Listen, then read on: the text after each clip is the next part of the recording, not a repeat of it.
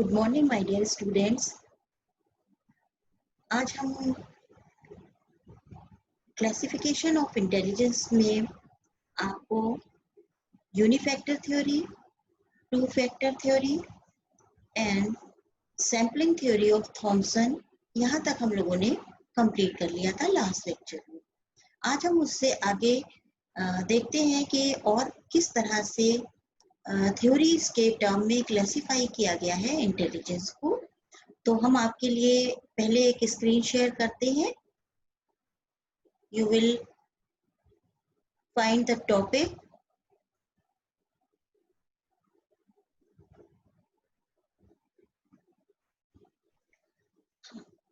This time we are dealing with multiple or anarchic theory of intelligence.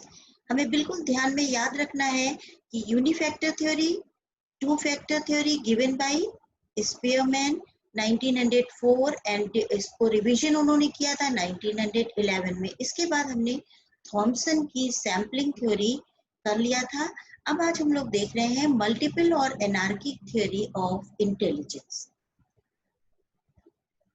Intelligence is constituted by multiple of separate factors or elements, each one being a minute element of ability. In any mental act, a number of these elements operates together. अगर हम इसको समझने की कोशिश करते हैं, मैं screen को स्टॉप करती हूँ। यानी हमारे पास जो मल्टीपल थ्योरी ऑफ इंटेलिजेंस है, इसका पूरा का पूरा जो एम्फेसिस है वो इस बात पर है कि इंटेलिजेंस एक सिंगल यूनिट नहीं है, ना ही ये यूनिफैक्टर फॉर्म में वर्क करता है, ना ही ये टू फैक्टर में वर्क करता है। किसी हद तक सैंपल के फॉर्म में तो एक्सेप्ट किया गया है, बल्कि एक कॉन्स्टिट्यूशन है या एक ग्रुप है, एक ऑर्गेनाइजेशन है मल्टीपल एबिलिटीज का, माइन्यूट मल्टीपल एबिलिटीज का। जिस तरह से हम किसी ऑर्गेनाइजेशन में एक ऑर्गेनाइजेशन को रन करने के लिए एक डिफरेंट काइंड्स ऑफ कहना चाहिए कि पोस्ट पर डिफरेंट प्लेसेस पर हमें डिफरेंट एबिलिटी के लोगों की जरूरत होती है उस किसी ऑर्गेनाइजेशन को चलाने के लिए। ठीक उसी तरह से हमारे किसी एक पर्टिकुलर बिहेवियर को परफॉर्म करने के लिए माइन्यूट एबिलिटीज की जरूरत होती है, और वो माइन्यूट एबिलिटीज एक कॉम्पोजिट फॉर्म में हमारे ब्रेन में मौजूद होती हैं। इसीलिए इस थ्योरी में मल्टीपल इंटेलिजेंस के कॉन्सेप्ट को जोर दिया गया है। अब मैं इससे आगे आपके साथ एक और स्क्रीन शेयर करती हूँ। आप देखेंगे कि इसको हम और किस तरह से ले जा सकते हैं आगे।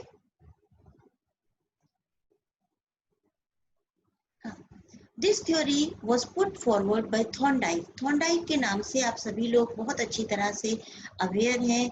जब हम लोगों ने लर्निंग का यूनिट कंप्लीट किया था तो थॉर्नडाइक को जाने बिना हम लर्निंग के कॉन्सेप्ट को नहीं समझ सकते। और इसी तरह से इंटेलिजेंस के जो फील्ड है, नेचर और इंटेलिजेंस के टर्म को डिफाइन करने में, इंटेलिजेंस के कॉन्सेप्ट को क्लैरिफाई करने में, उसमें भी थॉर्नडाइक का एक बहुत रिमार्केबल रोल रहा है। ये वही थॉर्नडाइक हैं जिनकी डेफिनेशन हम लोगों ने ये देखा कि मैं ये देखा था कि इंटेलिजेंस क्या है। इंटेलिजेंस क्या है? Is the ability to make good responses. Thorndike का कहना, क्योंकि ये जो वर्क कर रहे थे ये स्टिमुलस एंड रेस्पॉन्स को स्टडी कर रहे थे, तो इन्होंने जो अपनी इंटेलिजेंस की डेफिनेशन भी दी वो उसी टर्म में दी कि intelligence is nothing but making of good responses. और गुड रेस्पॉन्सेज से उनका मतलब ये था accurate appropriate responses for any kind of novel और जो डिफरेंट सिचुएशन है उसमें किए गए डिफरेंट और एप्रोप्रिएट रेस्पॉन्सेज हमारे जो बिहेवियर को रिफ्लेक्ट करते हैं या बिहेवियर से जो हमारे प्रदर्शित होता है वो हमारे इंटेलिजेंस का एक इम्पॉर्टेंट इंडिकेटर होता है। तो हम देखेंगे कि इस थ्योरी के भी जो प्रोपाउंडर हैं और जिसने फॉरवर्ड किया है वो थॉर्नडाइक हैं। इनके मुताबिक intelligence is composed of many factors, हम लोगों ने देखा, और ये सारे फैक्टर्स जो है इंडिपेंडेंटली वर्क करते हैं without depending on each other. जरूरी नहीं है कि एक फैक्टर को अपना काम करने के लिए दूसरे फैक्टर पर डिपेंड करना पड़े। ये इंडिपेंडेंट वर्क करते हैं और जहां जरूरत होती है इनकी ज्वाइंट फंक्शनिंग की, हाँ ये ज्वाइंटली काम करते हैं। Every task needs different abilities. तीसरी बात कि हर काम के लिए हमको एक डिफरेंट एबिलिटी की जरूरत होती है।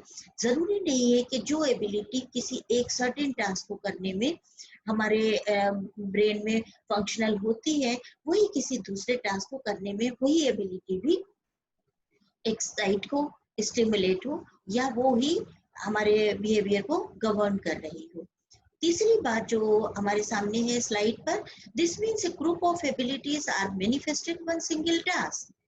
तीसरी चीज बहुत इंपॉर्टेंट है कि इसका मतलब हम ये कंक्लूड कर सकते हैं कि ग्रुप ऑफ एबिलिटीज किसी एक सिंगल टास्क में हमारे जो बिहेवियर है उससे मैनिफेस्ट होती हैं, प्रदर्शित होती हैं।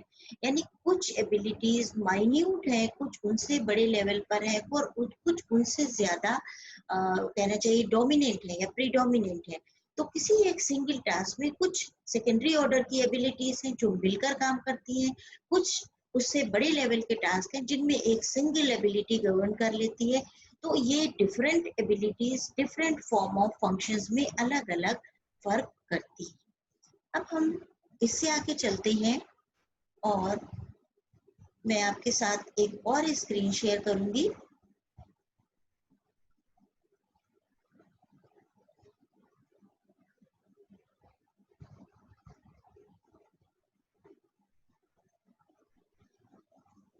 नेक्स्ट जो थ्योरी हमारे सामने है वो है Thurstone's group factor theory of intelligence. अभी देख रहे हैं हम लोग थर्स्टन की जो group factor theory of intelligence है, ये इंटेलिजेंस को किस तरह से डिफाइन करती है।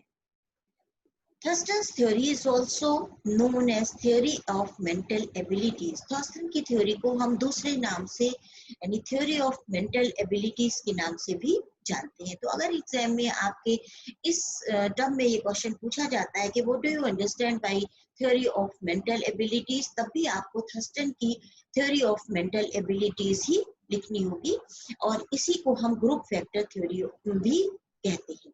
थर्स्टन ने एक नंबर ऑफ एक्सपेरिमेंट किए, बहुत सारे इन्होंने इनका रिसर्च वर्क है जो ये इंटेलिजेंस के फील्ड में इन्होंने किया है। और आप देख रहे हैं कि 1935 से 1943 का जो पीरियड है, एक्सटेंसिव रिसर्च वर्क थर्स्टन ने इस पीरियड में किए हैं और करने के बाद एक बहुत डिटेल फॉर्म में हमारे सामने इंटेलिजेंस की नेचर को डिफाइन किया है।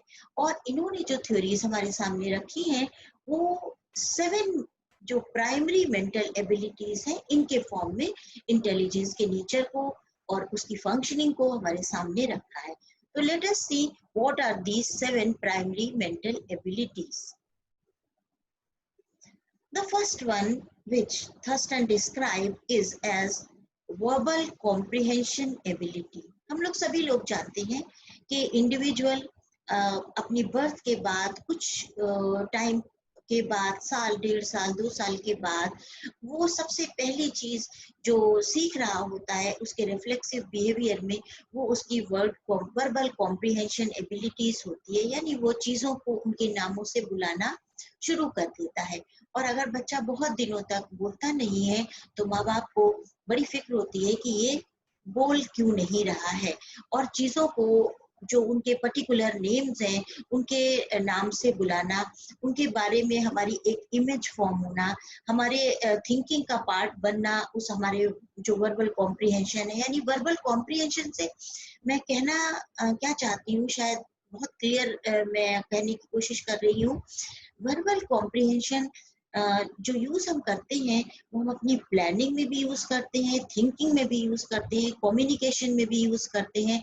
ये सारा का सारा कॉम्प्रिहेंशन है। यानी जब बच्चा सुनता है माँ, जब बच्चा सुनता है वाटर, जब बच्चा सुनता है दोस्त, जब बच्चा सुनता है स्कूल, जब बच्चा सुनता है बुक, जब बच्चा देखता है मून, जब बच्चा देखता है सन, जब बच्चा देखता है प्लांट, जब बच्चा देखता है फ्रूट, एप्पल, बनाना, ऑरेंज, जब बच्चा देखता है colour, red, orange, green, purple, कोई भी कलर, तो ये कलर हमारे ब्रेन में जाकर एक इमेज क्रिएट करते हैं, जो हमारा थिंकिंग का फैकल्टी है हमारे ब्रेन का, उसमें इसका एक कॉम्प्रिहेंशन, इसकी एक अंडरस्टैंडिंग, इसकी एक हमारे अंदर एक समझ, एक इंफॉर्मेटिव रिजर्वायर डेवलप होता है। और जिसको हम जब अपनी बात करते हैं, कम्युनिकेट करते हैं, तब हम इसको आपस से अपने बिहेवियर में शो करते हैं। तो this ability is known as verbal comprehension, यानी जो कुछ भी हमारा वर्बल रिजर्वायर है ब्रेन का, वो हमारा सुनकर, देखकर या चीजों को छूकर समझ में आता है। This is hard, this is soft. लेकिन अब हार्ड का जो कॉन्सेप्ट है और सॉफ्ट से जो हम इन्फ्रेंस ड्रॉ करते हैं, ये हमारे ब्रेन में कहीं जाकर रिस्टोर होता है, और वर्बल कॉम्प्रिहेंशन के थ्रू, जो हमारी वर्बल एबिलिटी है, उसके थ्रू हमारे बिहेवियर में रिफ्लेक्ट होता है। दूसरी एबिलिटी न्यूमेरिकल एबिलिटी है। न्यूमेरिकल एबिलिटी हम उसके टर्म से ही डिफाइन हो रहा है। हम जानते हैं कि ये हमारी वो फैकल्टी ऑफ ब्रेन है जो काम करती है नंबर्स के साथ, यानी हम नंबर्स के साथ फास्टली एंड एक्यूरेटली किस तरह वर्क करते हैं। आप देखते होंगे कि कुछ लोगों में ये एबिलिटी बहुत ज्यादा प्रोमिनेंट फॉर्म में दिखाई देती है, और कुछ लोगों में ये एबिलिटी बहुत डिम होती है या कम दिखाई देती है। वो इस पर स्पीडली और एक्यूरेटली काम नहीं कर पाते हैं। आप देखेंगे कुछ लोगों में ये एबिलिटी इस तरह पाई जाती है कि वो वर्बली चीजों को कैलकुलेट कर लेते हैं, मल्टीप्लाई कर लेते हैं, डिवाइड कर लेते हैं, उनका परसेंटेज कैलकुलेट कर लेते हैं, और कुछ लोग इसमें बहुत टाइम लेते हैं। तो ये फैकल्टी हमारे ब्रेन में जितनी मैग्नीट्यूड में पाई जाएगी, उस मैग्नीट्यूड में हमारे बिहेवियर में रिफ्लेक्ट होगी। तो ये दूसरी एबिलिटी है जिसको थर्स्टन मेंटल एबिलिटीज के टर्म में बता रहे हैं। तीसरा पॉइंट जो हम देखेंगे वो है परसेप्चुअल स्पीड। परसेप्शन आपको मैं समझा सकती हूँ। परसेप्शन यानी चीजों को देखकर, चीजों को सुनकर, चीजों को छूकर, किसी कॉन्सेप्ट को समझकर, जो हमारे अंदर अपने तौर पर हमारा ब्रेन उसके बारे में जो एक आइडियोलॉजी फॉर्म करता है, जो एक मीनिंग उसे प्रोवाइड करता है, that is known as perception. It is the ability to perceive और see small details quickly and accurately.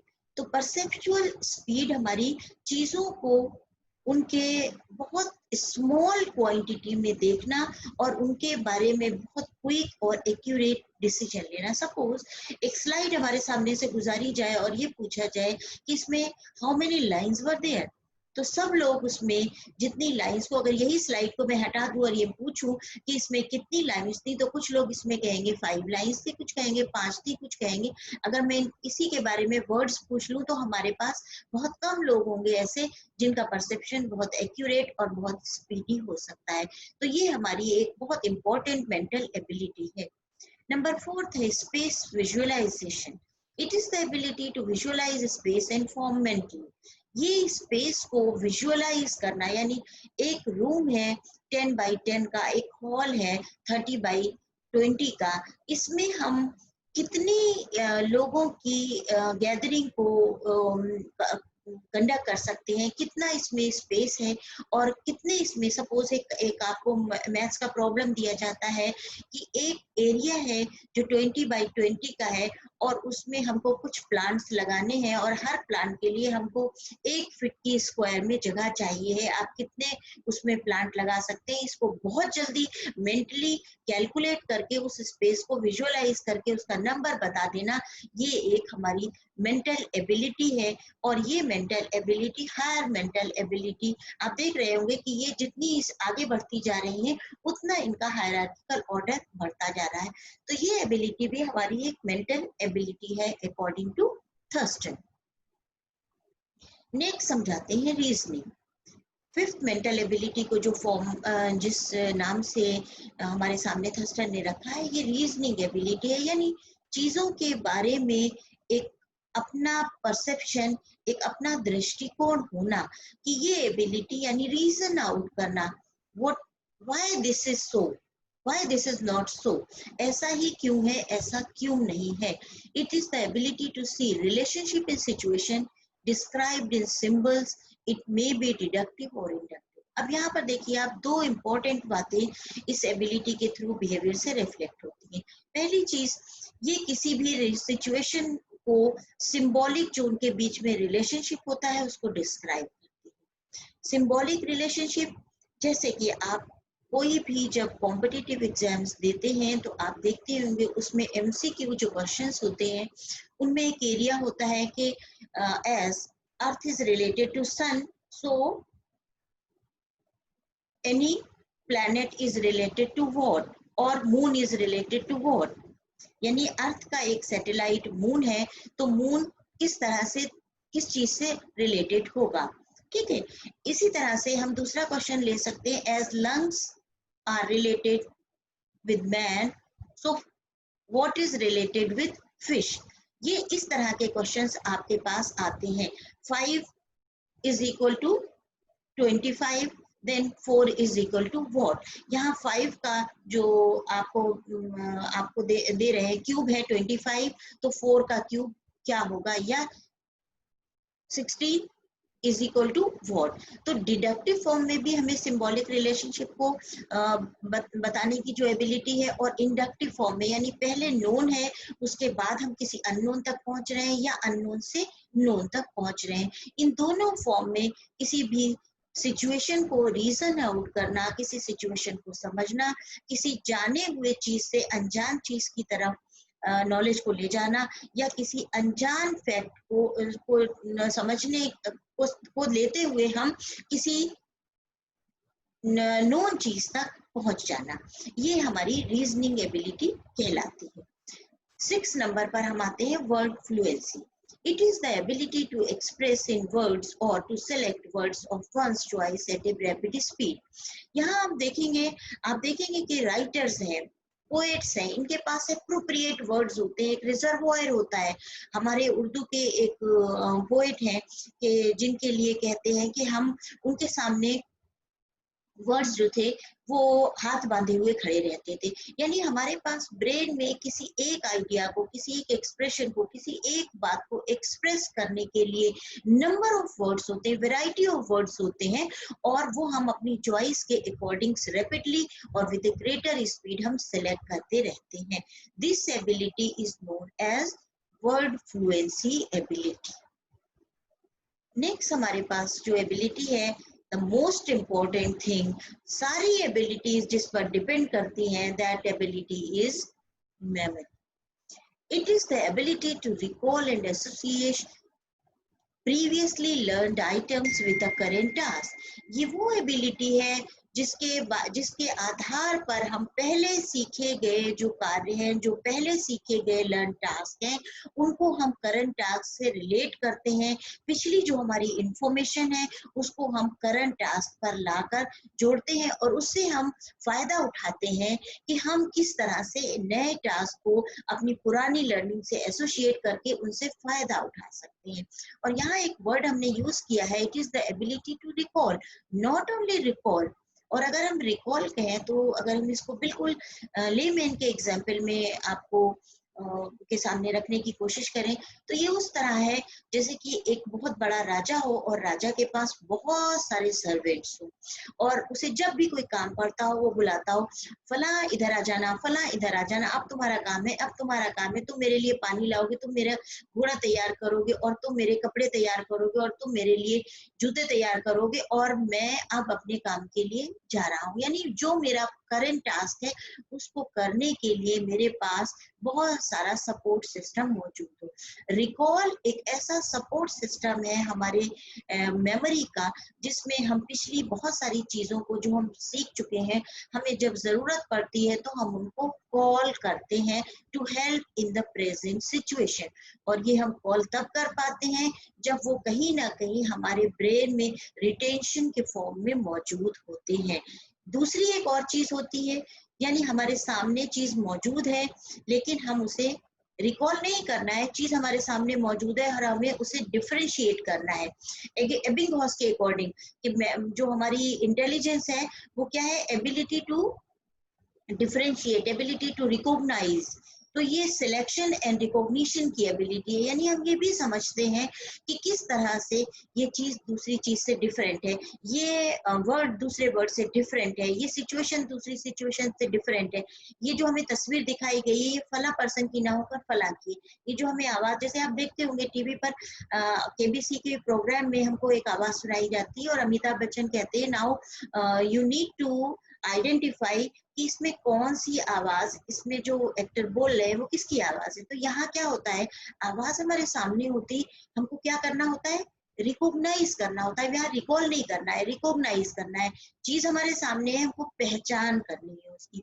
Recall में चीज हमारे सामने नहीं होती, हमको रिकॉल करके बताना होता है।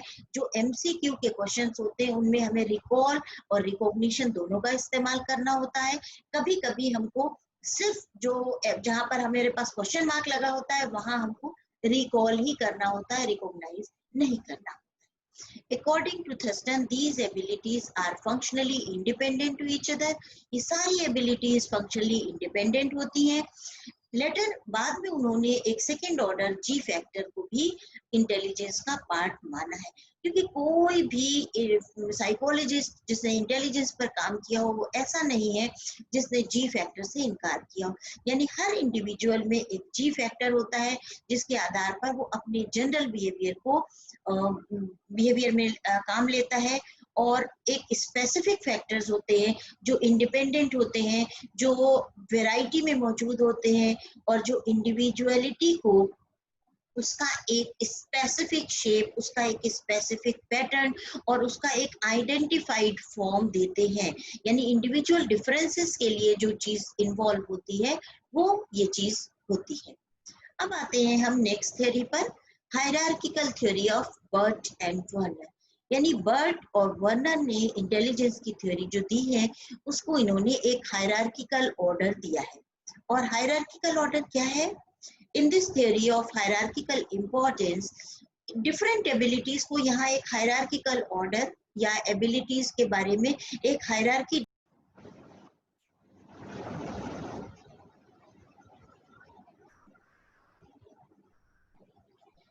किसी भी सॉरी आपको कुछ देर के लिए इंटरप्शन हुआ होगा, कुछ नेटवर्क की प्रॉब्लम थी जिसकी वजह से हम लोग दोबारा से कनेक्ट हो रहे हैं। I think I am audible and visible to everybody. In this theory, Burt and Vernon ने इसको दो पार्ट में डिवाइड किया है। फर्स्ट पार्ट है जिसको उन्होंने केम, यानी इसमें काइनेटिक एंड मोटर एबिलिटीज को इन्होंने शामिल किया है, perceptual abilities, mechanical abilities and spatial abilities. Spatial abilities are related with space related abilities होती हैं, जैसे स्पेस विजुअलाइजेशन की एबिलिटी आपने इसके पहले थर्स्टन के जो थ्योरी थी उसमें आपने देखी होगी। उसी एबिलिटी को इन्होंने हायरार्किकल ऑर्डर में इन्होंने अपने हायरार्की में ऊपर रखने की कोशिश किया है। और visual and discriminatory ability, verbal, number and reasoning की जो एबिलिटी है वो इन्होंने हायरार्किकल ऑर्डर में सेकेंड ऑर्डर के फॉर्म में नीचे रखने की कोशिश किया है। यहाँ तक आज हम लोगों ने कंप्लीट किया। अब मैं इस स्क्रीन को आपके साथ स्टॉप करती हूँ शेयरिंग। आई होप कि थोड़ा सा इंटरप्शन रहा है, but these are the factors with online classes and online learning. हमारे पास ये चीजें कभी कभी क्लासरूम में भी हो जाती हैं, तो so we have to bear with these difficulties, and I hope you will get benefited with these lectures. So thank you very much, and अगली क्लास में हम लोग फिर से मिलते हैं और फिर आपके साथ हम एक नया टॉपिक शेयर करेंगे। Okay, thank you.